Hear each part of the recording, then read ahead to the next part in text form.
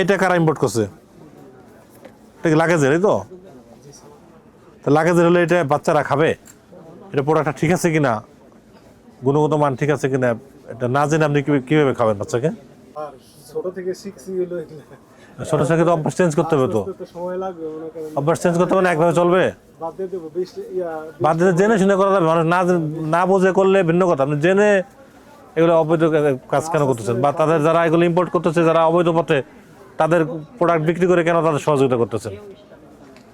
এটা করা যাবে না। আপনি তো ওই যে ইয়া করেন না, যে শিশুকে দুধও বিক্রি করেন, এইটা কারা ইম্পোর্ট করছে?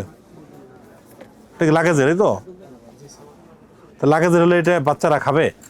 এটা প্রোডাক্টটা ঠিক আছে কিনা, গুণগত মান ঠিক আছে কিনা, এটা না জেনে আপনি কিভাবে খাবেন বাচ্চাকে? টেস্ট করতে হবে না? আপনি একটু লাভের আশায় এগুলো বিক্রি করতেছেন, যে এটা লাগেজের প্রোডাক্ট বিক্রি করলে লাভ একটু বেশি, এই তো? যারা ইম্পোর্ট করে তাদের চেয়ে একটু কমে কিনে আপনি বিক্রি করেন, লাভ বেশি পান। তাই আপনি আপনার লাভের আশায় দেখুন লোকজনকে আসলে কোয়ালিটি সম্পন্ন জিনিস বাচ্চারা খাচ্ছে কিনা এটাই আপনি এনশিওর করতে পারতেছেন? নিজে শুধু এই লাভটাই দেখলেন, তাই বিএসটিআই বসে আছে, বিএসটি টেস্ট করবে, গুণগত মান ঠিক থাকলে দেন আপনি এগুলো বিক্রি করতে পারবেন ছাড়পত্র নিয়ে। আপনারা যারা এগুলো আনে তাদের এগুলো আপনারা অবৈধ পথে আসার সহযোগিতা করতেছেন আপনাদের দোকান থেকে বিক্রি করে। আপনারা বিক্রি না করলে কিন্তু ওনারা এগুলো এনে আনতে পারতো না। তারপরে আমরা বলতে পারি আপনারা তাদের সহযোগী। এগুলো তো করা যাবে না। শিশুকে দিয়ে করেছেন আপনার প্রোডাক্ট জানাচ্ছে যে প্রিঙ্গেলস কার আনছে? ইম্পোর্টার আছে নাই? তো এগুলো হ্যাঁ, বড় বড় ইম্পোর্টার আনে তো। তাইলে ইম্পোর্টার আনলে এটা ডিউটি ফি দেয় সরকারকে, আর লাগে জানলে তো ডিউটি ফি দিতে হয় না। ইম্পোর্টারই আনছি। তো ইম্পোর্টার তার স্টিকার নাম ঠিকানা কই? এটা তো যে মানে ওনারা তো অনেক হাজার হাজার পিস জানে। হাজার কোটি আর পিছানো কে কোনো অসুবিধা, প্রত্যেকটা নামে স্টিকার দিতে হবে। স্টিকার না লাগালে স্টিকার লাগানোর জন্য লোক রেডি করে রাখবে। সে ব্যবসা করে তা ওইটুকু কষ্ট সে করবে না? প্রতিটা বিজনেস করার জন্যই তো আনে, শুধু শুধু তো আনে না। তাই সে যেহেতু বিজনেস করে প্রতিটা প্রোডাক্ট থেকে, তাহলে তো তাকে সেই পরিমাণ কষ্ট করতে হবে, একটা স্টিকার লাগাই দিতে হবে। এতে আপনার কোনোগুলো তো বেস্ট কিছু হইতো না, আপনি বলেন কিছু কোনো প্রোডাক্টের তো নাই। ইয়া করেন প্রসিকিউশন না তো ইয়া করে লাভ নেই। আচ্ছা এটা কি দেখেন তো, আপনি বেরিয়ে আসেন।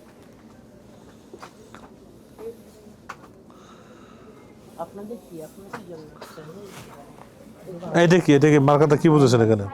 স্যার এটা হলো দুইটা, সৌদি আরবে দুইটা একসাথে জোড়া লাগানো থাকে, একটা বারকোড ওরা ঢেকে দেয়। কেন?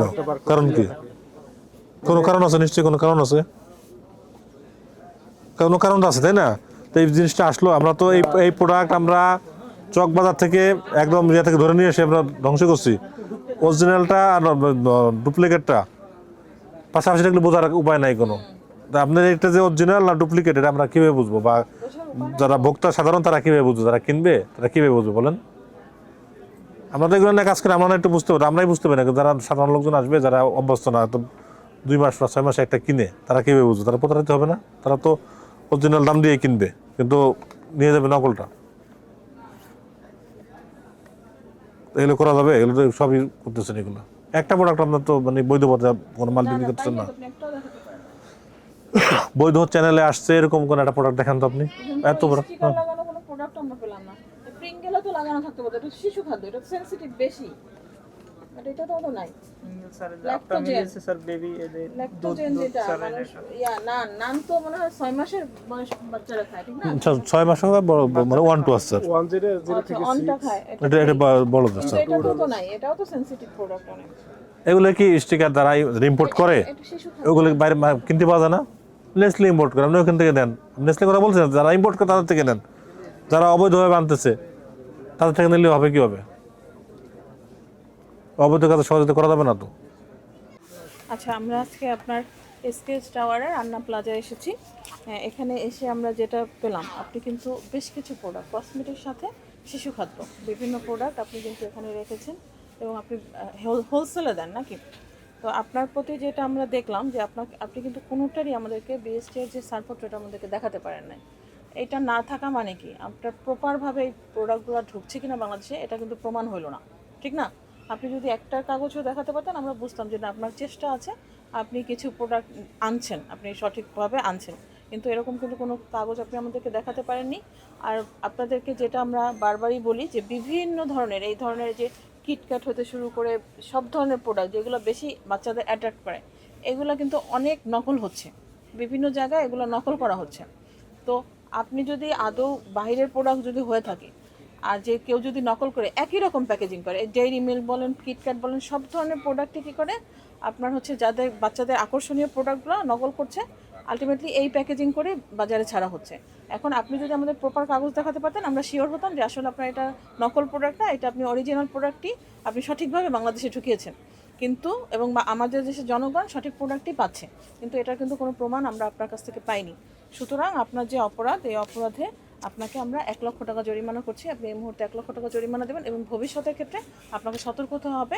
এই শিশু খাদ্য এবং কসমেটিক্স যেগুলো আপনার কাছে ইম্পোর্টেড প্রোডাক্ট আছে, অবশ্যই অবশ্যই এগুলোর ছাড়পত্র আপনি সংরক্ষণ করবেন এবং সাথে সাথে স্টিকার দিবেন, যাতে হচ্ছে গিয়ে ক্রেতা কেনার পর বুঝতে পারে যে কোন আমদানিকারক এই প্রোডাক্টটা এনেছে। তার কাছে যদি কোনো সমস্যা মনে হয়, সে যেন ওই আমদানিকারকের ওই ঠিকানায় নক করতে পারে। আপনি যদি অ্যাড্রেস না দেন তাহলে কিন্তু কোনোভাবেই ক্রেতা বুঝবে না যে আসলে আমি কার থেকে নিলাম এবং এটা আমি কোথায় গিয়ে এই অভিযোগটা জানাবো। এজন্যই অবশ্যই অবশ্যই স্টিকার দিতে হবে এবং আপনাকে ছাড়পত্রটা সংরক্ষণ করতে হবে। ধন্যবাদ।